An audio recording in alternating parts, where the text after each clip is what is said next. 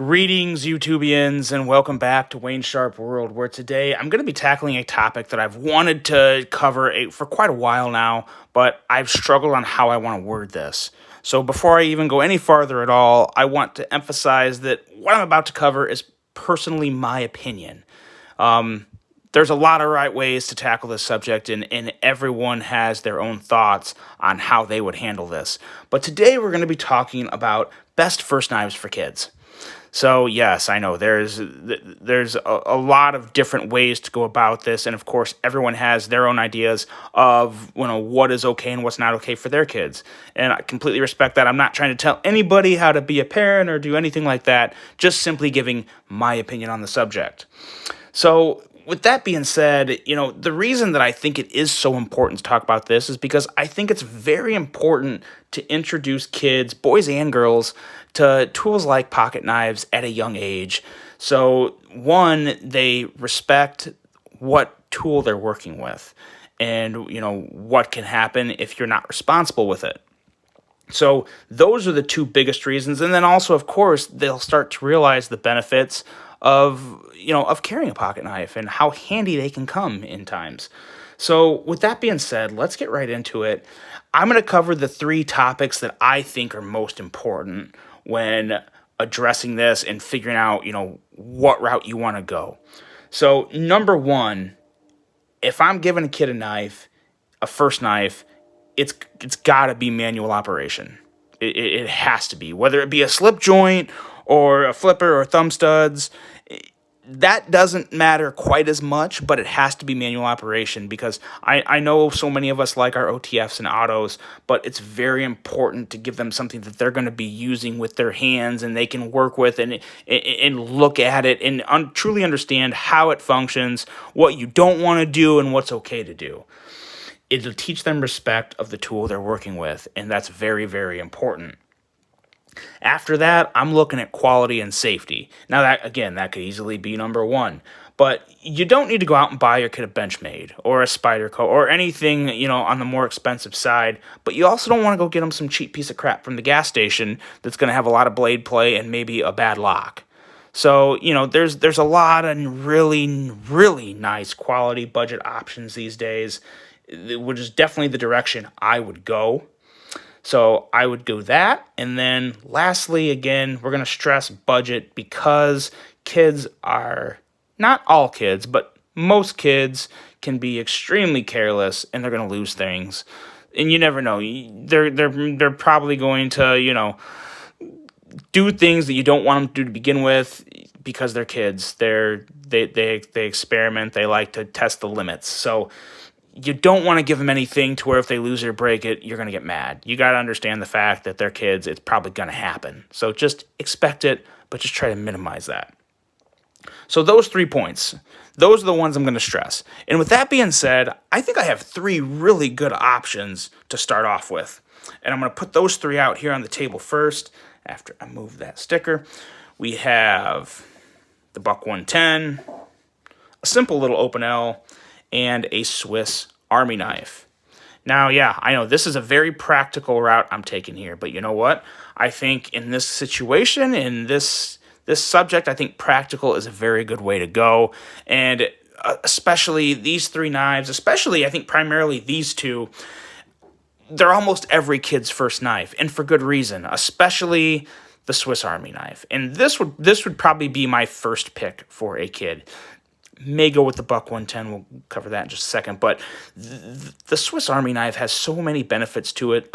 Most importantly, it teaches a kid that a knife is more than just a blade. It can be, it can have more tools. It can be a multi-tool. You can have the benefits of a nice, durable blade that can handle, some pretty decent EDC tasks.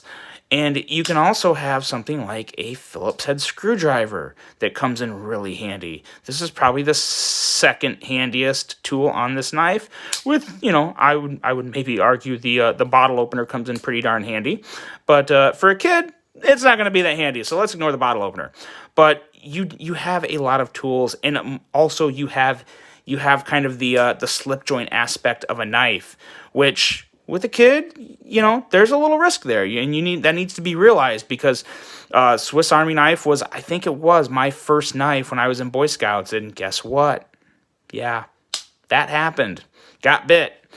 Got a little cut. I didn't take stitches or anything, but I did cut myself with it. But you know what? After I cut myself with it, I learned with the way I handle this, I need to pay attention because I don't want to get cut again. That sucked.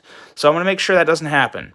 So there is some lessons to be learned from a Swiss Army knife that most likely won't result in a trip to the emergency room. So that's kind of a nice little thing to get out of the way. But again, more than anything, it is just overall a very quality knife with a lot of other tools that kids can come to appreciate. And also, you kind of build their maybe a little more of a, I don't know if mechanical is the right word, but it gives them solutions on how to fix problems, and it helps them think, oh, well, I have this, I can use this and tighten this screw, or, I can do all sorts of things because I have a multi-tool and I have a nice blade with it. So I think the Swiss Army knife is the best route to go personally if I had to pick one. But then when you put the Swiss Army knife back, you come up with the Opinel. And the Opinel is another one. It teaches complete function and understanding of the tool you have. You have to open it, and then you manually pull it out. And then, of course, especially with an Opinel, you want to lock it because there's no type of resistance that's going to keep that blade from pushing right in on your hand. You got to lock that, and there you go. It's good to go. Now, Opinels do have a pretty slicey blade. They have a thin stock and a thin edge. You just have to maintain this one a little more.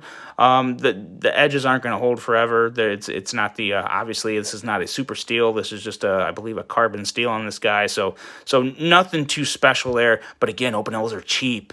My God, I think they're like $9 to $15 for one. I paid a little more for this one because I had to get one customized. I got this one in France, in Annecy, France. When I was there, I thought it was a perfect little souvenir. So this for me is more just a souvenir piece I carry a little, but I just thought it was pretty cool to pick one up while I was there, considering that's where they're from. But no, an Opinel is a good first option.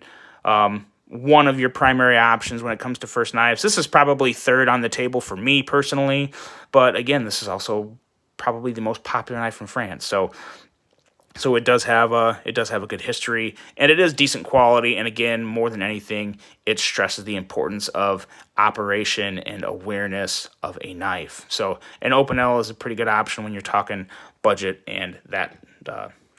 Being aware and respecting the blade you're working with. And then lastly, you have the Buck 110, which I don't still have the one I had as a kid. I really wish I did, but I don't have it anymore. But this one is just a really, really good option because it's made in America, so you're also, you're staying within the U.S. for your kid's first knife, which is always kind of cool. And this is just iconic. I mean, this is definitely a pretty legendary knife. It's one of the knives that you think of when you think of knife. This is one of the first images that pops in your head.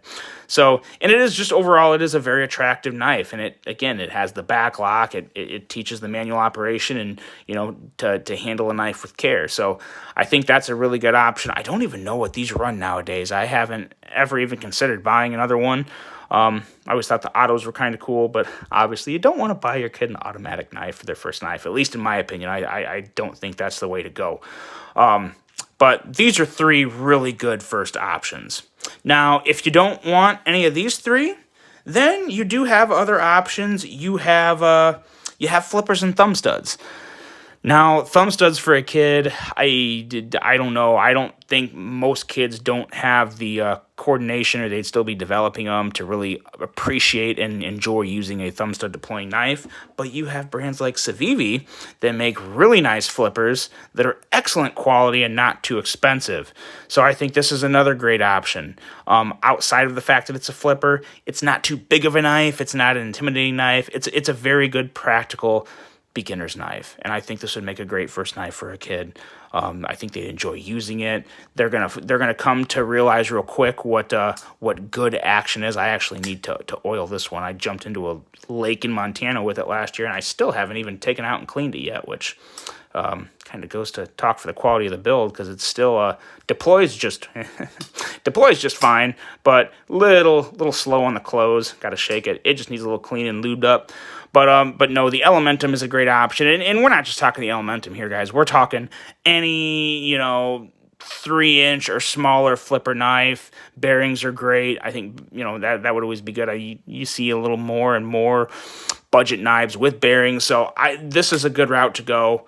I think it would be probably one of my top picks as well. I would probably put this right up there with the Swiss Army knife, but I do think I would go with the Swiss Army knife for the first knife for my kid. But this is a good option if you want to get a little nicer and kind of, show them a little more of the quality on action of a knife. This would be a good one. And then also, if your kid really wants, if you think they could manage thumb studs and you want to spend just a little more and get them a nice quality, very good quality knife, you got the Wii Banter or something like that, to where obviously you're only thumb studs, so you gotta keep that in mind. But this is another one. I think it would be a great first knife for a kid, especially if you're talking a young teenager that isn't 7 or 8 and out of Boy Scouts or still middle Boy Scouts, whatever. I think this is a good one because it's got a nice tough build, has a very, very smooth user friendly action that they can work on their middle finger flick, get that going, and then the thumb stud works just as great too. So I think that's another really good option. This is definitely more on the higher end. If you're talking a young teenager, maybe you're a little more comfortable spending that much money on one. And I think this would be a good route to go. So that's kind of where I'm coming from on this, guys. Let me know what you think. I don't think I'm too far off of my thoughts here. But again, this is an important subject to stress, especially when it comes to people's children. Everyone has their own ideas of what's right and what's not. So just my 2 cents. I think these are some of the best options you have for first knives for a kid. And let me know what you think in the comments. I'm really looking forward to seeing these thoughts because, like I said, everyone has their own opinion, and I feel like a subject like this, everyone has something to say. So I look forward to seeing that from you guys. I hope you enjoyed this one. I hope it was a little helpful if maybe you were thinking about a first knife for your kid. Hope you have a great rest of your day, and until the next one, I'm out.